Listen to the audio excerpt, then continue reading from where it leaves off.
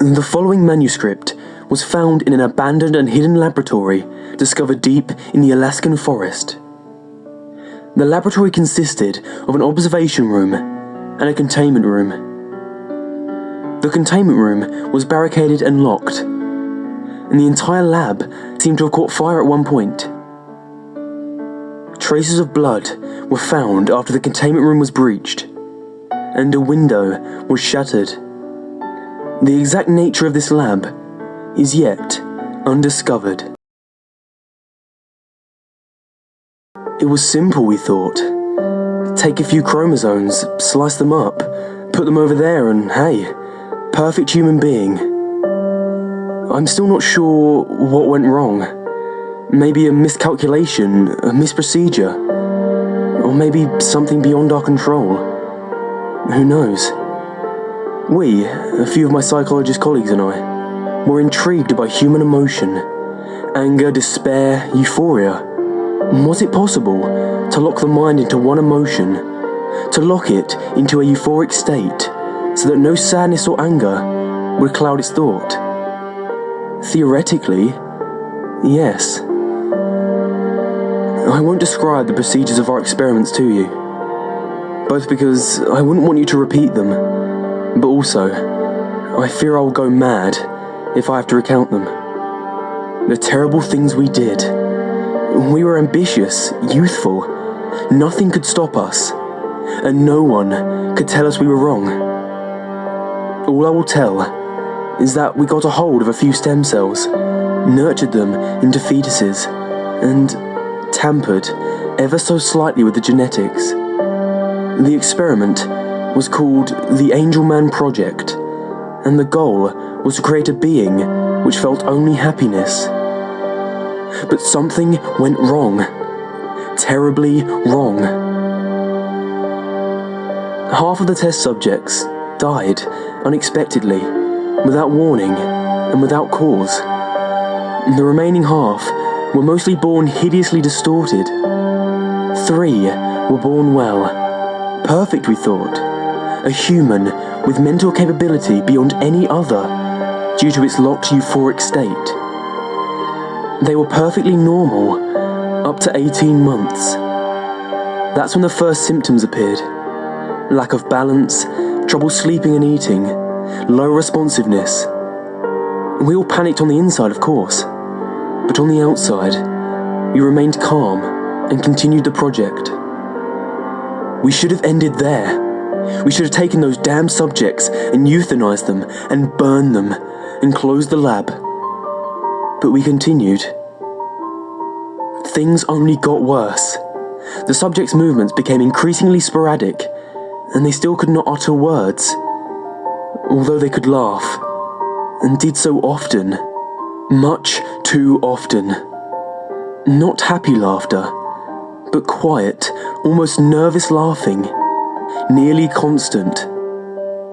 No matter how much pain was inflicted on the subject, it merely stared at you and laughed, as if it were mocking you, calling your attempts to harm it futile.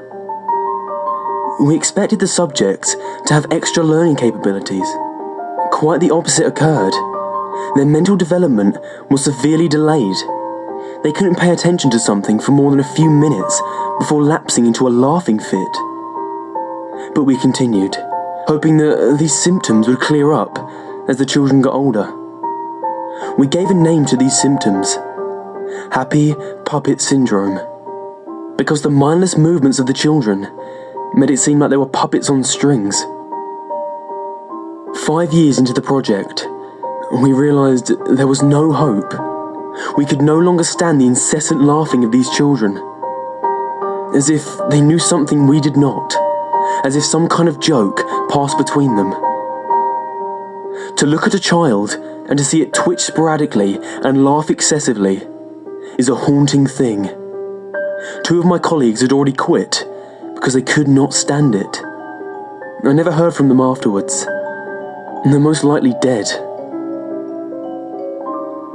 The children had not talked for 5 years, only laughed their damn laugh. We went in to give them their breakfast, and they stared at us with their huge eyes, twitching, giggling, and saying nothing. We laid the meal in front of them and left. The meal was laced with toxins that would silently and painlessly kill the subjects. It was a painful thing to do, but it had to be done. However, it would not be that easy. As a friend of mine set a tray of food down in front of one of the boys, the laughing stopped. The boy looked up at my friend, his eyes suddenly dark, dead serious, the laughing gone. They continued to stare at him and twitch for a while. My friend was in shock and would not move. My colleagues and I stood with pen and notepad, ready to take notes. Suddenly, my friend fell to his knees, grasping his head and yelling furiously. He appeared to be in tremendous pain. My colleagues and I were so surprised by this, we could do nothing but sit and watch. My friend collapsed to the floor, yelling curses. He jerked violently a few times, and then went limp. I held back the urge to be sick, more successfully than a few of my colleagues. Something about this was not normal. A dark presence seemed to tower over us. We immediately sealed the entrance. The boy stopped, looked at the door, and laughed. He fell to the floor, twitching and rolling about, laughing insanely. After a few minutes, the fit ceased, and they stood up, still twitching and giggling. The lights went out. I heard crashes, glass shattering, screams. The most terrifying thing of all were the haunting whispers, coupled with the quiet laughing.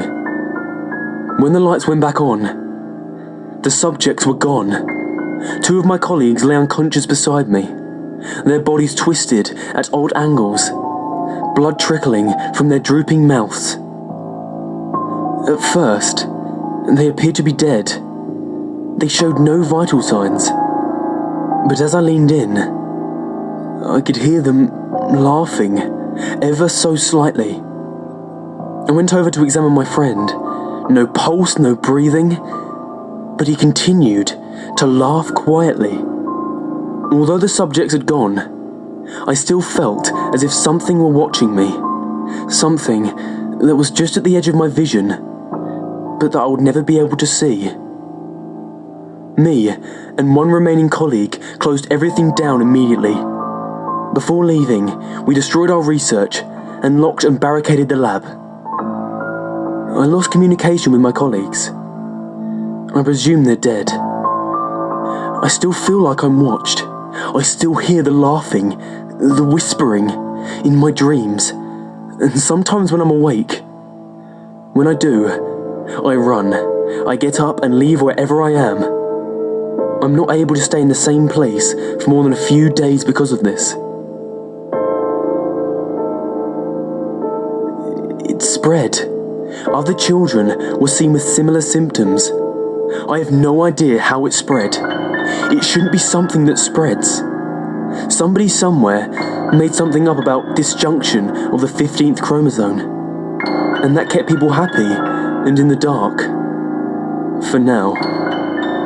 The disease was coined Angel Man Syndrome. So far, the spawn are not dangerous, but I know the original still lurks somewhere. I know they're coming for me. I know they will find me.